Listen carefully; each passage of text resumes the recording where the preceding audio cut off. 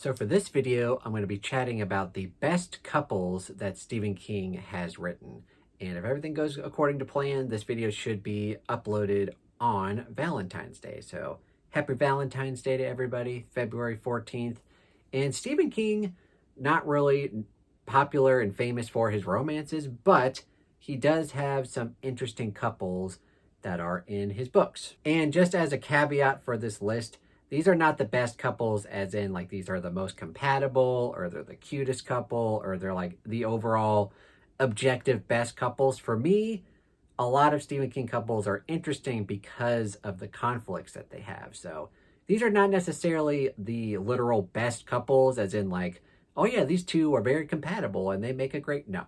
These couples, some of them are like that, but some of these have very traumatic events that happen couple wise. And yeah, well, we're going to just jump right into it. So this is going to be my top 10 best couples that Stephen King has written. These aren't in any kind of order, but these are my favorites. So with all that being said, let's go ahead and jump right into it. So first off, I'm going to just mention right off the bat here, if I could get this in here, the Dark Tower series has two kind of really main best couples. One of them, I mean, I guess minor spoilers for the series. Like, I'm not going to spoil like any events or anything, but just know that these are couples that appear in the series. So the first one is obviously probably one of my favorites, Eddie and Susanna, who really kind of get introduced in the second book. And then as the series continues on, their relationship grows and grows. And they're definitely one of the more actually like best and compatible, good for each other couples that Stephen King has ever written. They do have some interesting quirks about them, and I think they really work well together. And definitely they're probably my two favorite characters in the whole series. Like, obviously, you've got Roland, the gunslinger, you've got Jake Chambers, and you've got some other great, Oi, one of the best animal companions. But really, Eddie Dean is my favorite, and then Susanna is a close second. And them pairing up together just really makes sense. And yeah, overall, they're just a really great couple. Now, going to the kind of the flip side of this video, we're talking about couples that aren't necessarily the best for each other. We're going to talk about Gerald's Game. Now, this whole book kind of starts out from the premise that their marriage isn't really doing so well. So they go on vacation, they go to this kind of secluded cabin area, and the whole idea of Gerald's Game, the title of the book, is that they kind of want to maybe reinvigorate their sex life. So the main characters are, well, the main character is Jessie, but her husband, Gerald, has this game where he wants to handcuff her to the bed and have some sexy time. And things don't go well because obviously he drops dead of a heart attack or something like that. And so he's dead on the floor and she's handcuffed to the bed. But really, this book is kind of an exploration of Jessie as a character, and part of that is the relationship with her husband, Gerald. And then obviously, you know, kind of getting introduced that way of just like their marriage isn't working out and they're doing this weird thing to try to, you know, and it doesn't really go well, obviously. So all of that being said, very interesting couple dynamic here. Obviously not the best couple ever, but I thought it was a pretty interesting way to start out the book and to kind of continue it forward. So I think they're definitely deserving in this spot. Kind of along those same lines where this next couple, they're not really great for each other, but in terms of entertainment value for the book itself, very good. And I'm of course talking about Dolores Claiborne and her significant other, Joe. So their marriage is definitely not the best, but it definitely leads for some good drama, some good, really tense moments. And really, Joe kind of brings out her character because he does awful things in this book. And Dolores has to react to that and be proactive about it. And yeah, so they're pairing together while it's obviously not ideal. Like, hopefully, you know, in a perfect world, Dolores would have been with a much better man. But in terms of drama and entertainment, I think their pairing works really well. And definitely for the message that Stephen King is trying to get across here.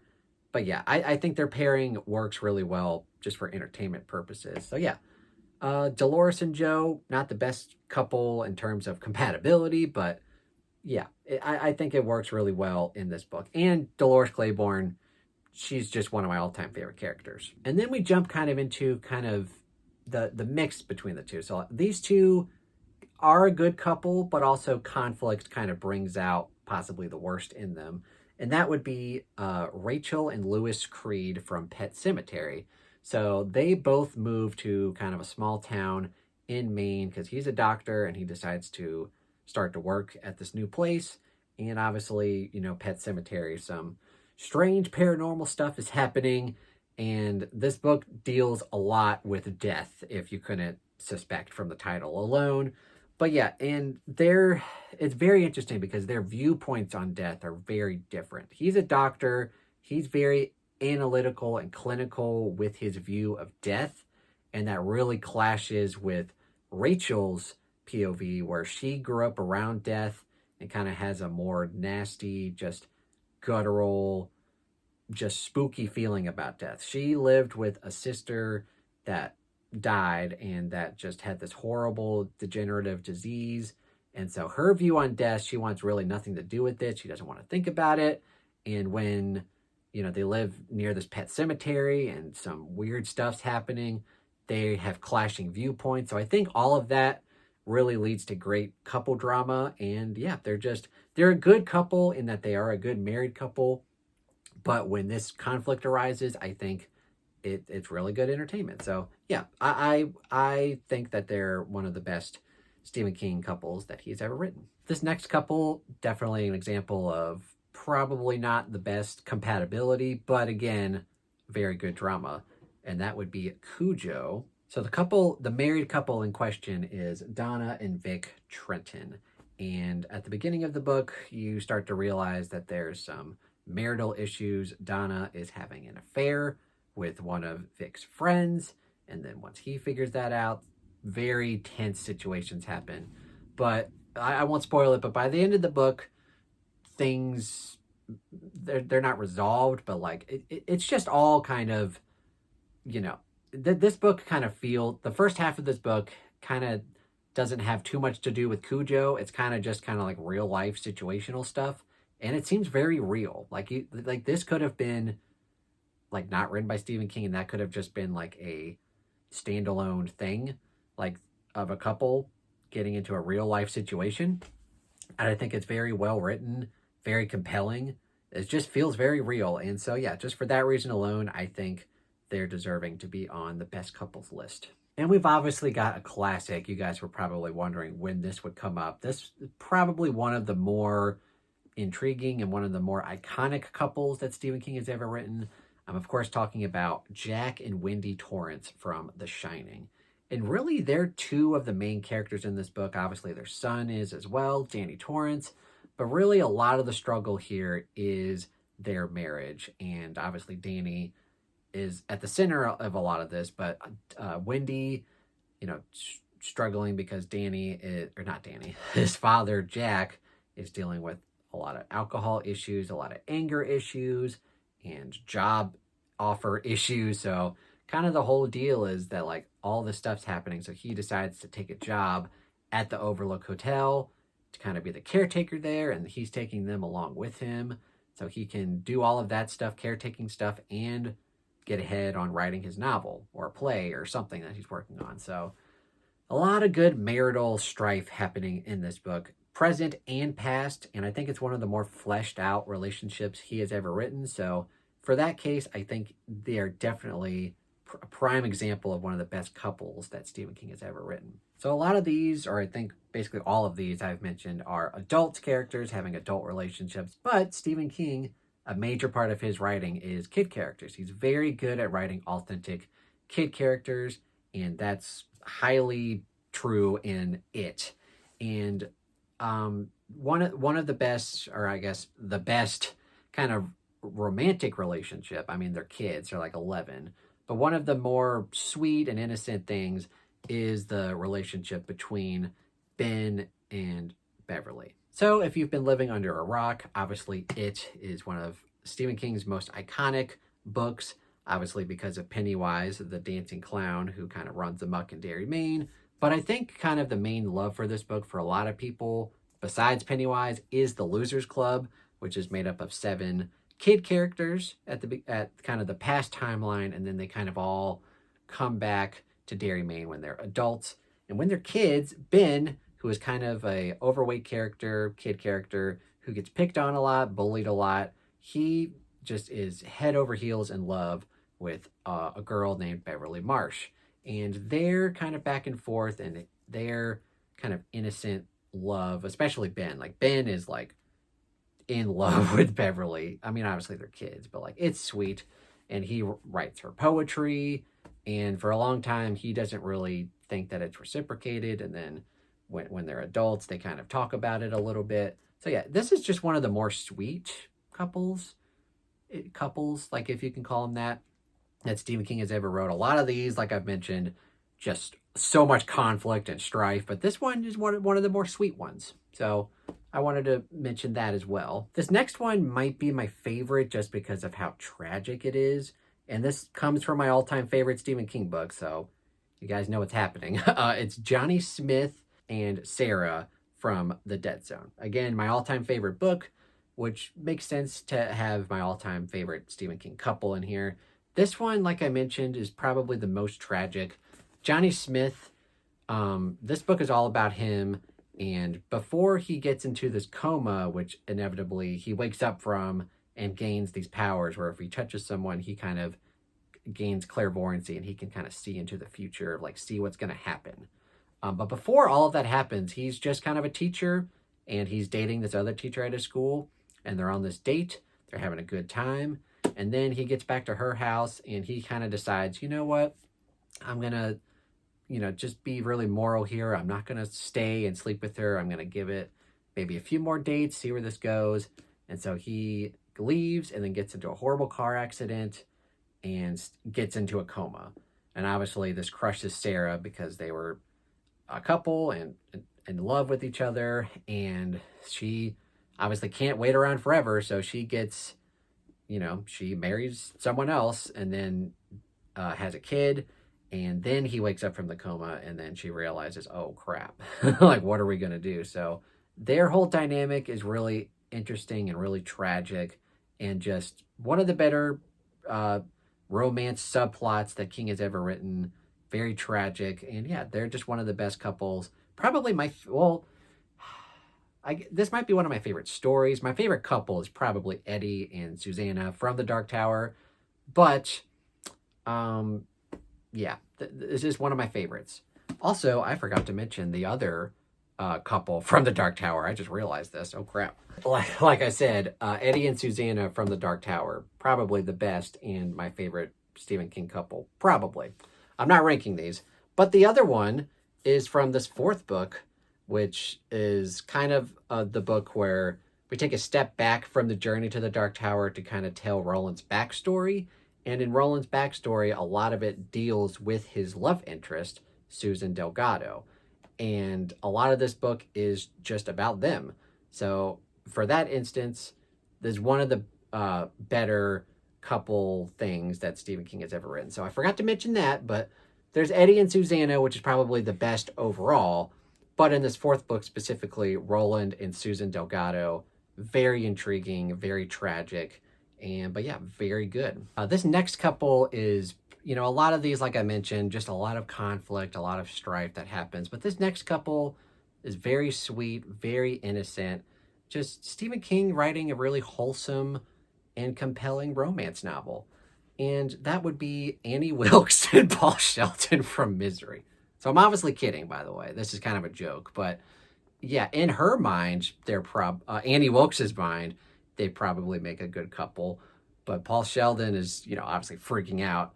But yeah, I just threw this in as a joke. I don't think they're a very good couple. But it's Stephen King, like, writing a book with really only two main characters. And I think he does it really well.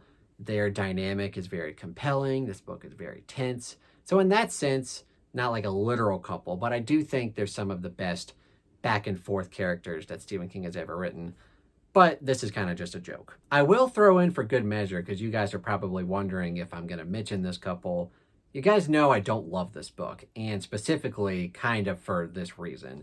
But just as an honorable mention, I'll go ahead and throw in 11/22/63 by Stephen King, of course. And I'm talking about Jake and Sadie, which probably for a lot of people, this is their number one pick for best couple.